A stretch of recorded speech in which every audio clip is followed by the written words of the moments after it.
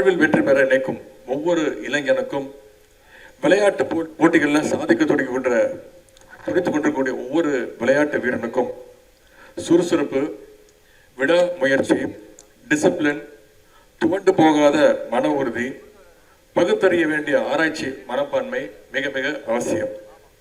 தந்தை பெரியாரிடம் இவை அனைத்துமே அடிப்படை குணங்களாக அமைந்தது. அதுக்காகத்தான் இந்த நிகழ்ச்சி. இன்னும் சொல்ல போனா, நேற்று தந்தை பெரியாருடைய 146வது பிறந்த நாள். நேற்று அவருடைய பிறந்த நாளை கொண்டாடிவிட்டு இன்றைக்கு அந்த நிகழ்ச்சியை நடத்துவதில் நாங்கள் விளையாட்டுத்துறையின் சார்பாக நாங்கள் மிகுந்த பெருமை அடைகின்றோம். உங்களை எல்லாம் சந்திப்பதில் மிகுந்த மகிழ்ச்சி அடைகின்றோம். பெரியார் இறந்தபொழுது, பெரியாருடைய மரணத்தின் பொழுது நம்முடைய முத்தமிழ் டாக்டர் கலைஞர் அவர்கள் பெரியார் தன்னுடைய சுற்றுப்பயணத்தை தான் முடித்துக் கொண்டிருக்கிறார், அந்த சுற்றுப்பயணத்தை நாம் தொடர்வோம் என்று நம்முடைய முத்தமிழ் டாக்டர் கலைஞர் அவர்கள் எழுதியிருந்தார்கள். பெரியார் அவர்கள் உடலால் மறைஞ்சிருந்தாலும் அவருடைய கருத்துக்கள் என்றைக்கும் அழியாது அப்படிங்கிறது தான் கலைஞர் அப்படி குறிப்பிட்டு சொல்லியிருந்தார்.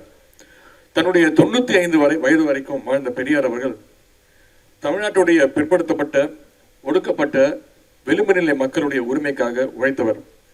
பெரியாருடைய கொள்கைகள் எந்த காலத்திற்கும் பொருந்தக்கூடியவை.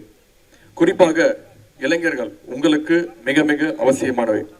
அதனால்தான் இந்த சிறப்பான கருத்தரங்கத்தை இளைஞர் நலன் மற்றும் விளையாட்டு மேம்பாட்டுத்துறை சார்பாக இன்று நாங்கள் நடத்தி கொண்டிருக்கிறோம். இங்கே இவ்வளவு மாணவ செல்வங்கள் அமர்ந்திருக்கிறீங்க. இன்னும் சொல்ல போனா நிறைய பெண்கள், மகளிர் வந்திருக்கிறீங்க நிகழ்ச்சிக்கு. ஒரு 100 ஆண்டுக்கு முன்பு இப்படிப்பட்ட நிலைமை கிடையாது. இப்படிப்பட்ட நிலைமையை யாரும் அனுமதிக்கவும் இல்லை.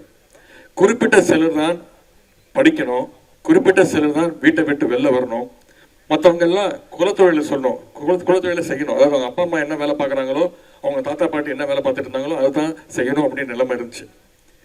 படித்தாலே தீட்டு அப்படின்னு சொன்னாங்க. மகளிர் வீட்டை விட்டு வெளியே வரக்கூடாதுன்னு சொன்னாங்க. இன்னைக்கு அந்த நிலைமை எல்லாம் மாறி இருக்கு. எல்லாரும் படிக்கிறதுக்கான நிலைமை உருவாகி இருக்கு. எல்லாரும் வேலைக்கு போறதுக்கான நிலைமை உருவாகி இருக்கு. இதற்கு என்ன காரணம்?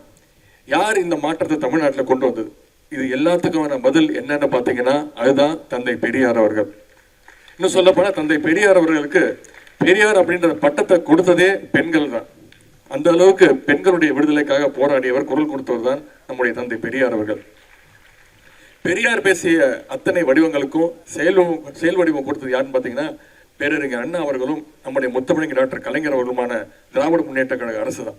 இன்றைக்கு அந்த பணியை நம்முடைய முதலமைச்சர் திரு மு.க. ஸ்டாலின், முத்துவேல் கருணாநிதி ஸ்டாலின் அவர்கள் செய்து கொண்டிருக்கின்றார். சுயமரியாதை திருமண சட்டம் செல்லும்னு அண்ணா சட்டம் கொண்டு வந்தார். மகளிருக்கு குடும்பத்துல சொத்துல சம உரிமைன்னு நம்முடைய முத்தமிழ் கலைஞர் அவர்கள் சட்டம் போட்டார்.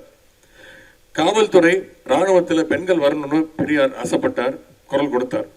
இந்தியாவிலேயே முதன் முறையா 50 வருஷத்துக்கு முன்னாடியே தமிழ்நாடு காவல்துறையில போலீஸ்ல பெண்கள் பணியாற்றலாம்னு அப்படிங்கிற நிலைமையை ஏற்படுத்தியவர் தான் முத்தமிழ் டாக்டர் கலைஞர் அவர்கள். இன்றைக்கு பெண்கள் உயர்கல்வி படிக்கணும்னு புதுமை பெண் திட்டம், அரசு பள்ளியில படிச்சு உயர்கல்வியில் எந்த கல்வியில போய் படிச்சாலும் மாதம் 1000 ரூபாய் அவங்களுக்கு கல்வி ஊக்கத்தொகை கொடுக்கிறது நம்முடைய முதலமைச்சர் அவர்கள். உங்கள பல பேருக்கு 1000 ரூபாய் கல்வி உதவித்தொகை வந்து கொண்டிருக்கிறது. அதே போல மாணவர்கள் வறுமை காரணமா உயர்கல்வியை விட்டுறக்கூடாதுன்னு தமிழ் புதல் அப்படின்ற ஒரு திட்டத்தை கொண்டு வந்து மாதம் 1000 ரூபாய் அவங்களுக்கும் கல்வி ஊக்கத்தொகை கொடுக்கப்படுகிறது. மகளிருடைய பொருளாதார சுதந்திரத்தை உறுதிப்படுத்திட நம்முடைய முதலமைச்சர் அவர்கள் கலைஞர் மகளிர் உரிமை தொகை திட்டம் 1,16,00,000 மகளிருக்கு மாதம் மாதம் உரிமை தொகையாக 1000 ரூபாய் வழங்கப்படுகின்றது. எல்லாரும் நல்ல வேலைக்கு போக வேண்டும்னு பெரியாருடைய கனவை நினைவாக்க நான் முதல்வன் அப்படின்ற திட்டத்தை நம்முடைய முதலமைச்சர் அவர்கள் துவக்கி வச்சாங்க. IAS, IPS, ஜட்ஜஸ் மாதிரியான உயர் பதவிகளுக்கு ஏழை எளிய கிராமப்புற பிற்படுத்தப்பட்ட ஒடுக்கப்பட்ட மாணவர்கள் வரணும்னு தன்னுடைய வாழ்நாள் முழுக்க போராடியவர் தான் தந்தை பெரியார் அவர்கள். அதனை செயல்படுத்தின விதமாக நம்முடைய முதலமைச்சர் அவர்கள் UPSC தேர்வுகளுக்கு தயாரிக்கின்ற மாணவர்கள், இளைஞர்களுக்கு மாதம் ரூபாய் 7,500 ரூபாய் நிதியுதவி வழங்கி கொண்டிருக்கிறாங்க. அது மட்டும் இல்லாம முதல்நிலை தேர்வில் வென்றால் 25,000 ரூபாய் ஊக்கத்தொகையும் வழங்கி கொண்டிருக்கிறாங்க. அனைத்து சாதியினரும் அர்ச்சகராக என்ற நிலையை ஏற்படுத்த பெரியார் இறுதி வரை போராடினார். அது முடியாமல் போன பொழுது பெரியாருடைய நெஞ்சில் தைத்த முள்ளோடு புதைக்கிறோம்னு கலைஞர் சொன்னார். பெரியாருடைய நெஞ்சில் தைத்த அந்த முல்லை எடுக்கின்ற விதமாக அனைத்து சாதியினரும் அர்ச்சகர், ஏன் பெண்களும் அர்ச்சகரா பணியாற்றலாம் என்ற நிலையை ஏற்படுத்தியதுதான் நம்முடைய திராவிட மாடல் முதலமைச்சர் அவர்கள்.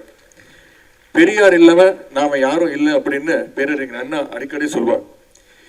கலைஞர் என்ன சொன்னார்னா, என்னை எத்தனையோ பெயர்களை சொல்லி புகழ்ந்தாலும் பெரியார் வழியை பின்பற்றுகின்ற நான் ஒரு மானமிகு சுயமரியாதைக்காரன் என்று சொல்லும் பொழுதுதான் எனக்கு பெருமை, எனக்கு மகிழ்ச்சி ஏற்படுகின்றது என்று கலைஞர் அடிக்கடி சொல்வார்.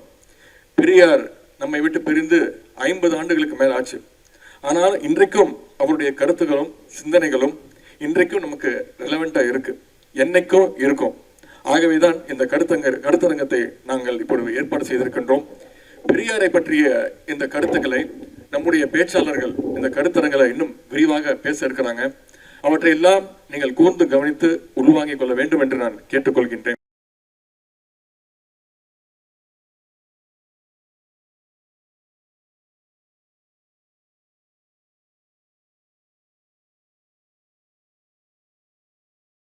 பாதகம் செய்பவரை கண்டால் நாம் பயங்கொள்ளலாகாது பாப்பா, மோதி மிதித்து விடு பாப்பா, அவர் முகத்தில் உமிழ்ந்து விடு பாப்பா.